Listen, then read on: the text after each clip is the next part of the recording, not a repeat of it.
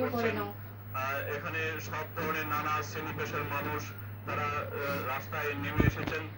আমরা শুধু এইটা ছাত্র আন্দোলনের পাশাপাশি সাধারণ মানুষও কিন্তু এই আন্দোলনে ব্যাপক জনসমর্থন জুগিয়েছে।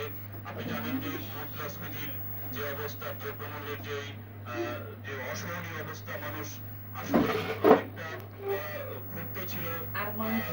সেই ছাত্ররা যখন তাদের ন্যায্য দাবিকে সরকার যখন উপেক্ষা করেছে, তখনই মানুষও সেই ছাত্রদের সাথে সেই আন্দোলনে যোগ দিয়েছে। তাদেরকে সেই আন্দোলনে যোগ দিয়ে তারাও তাদের দাবিকে জানিয়েছে। তো এই যে আজকে এটাকে অনেকেই গণ অভ্যুত্থান বলছেন। দীর্ঘ 15 বছর আওয়ামী লীগ সরকার শাসন ছিল, সেই শাসনের মানুষ নিষ্পেষিত হতে হতে আজকে এই পর্যায়ে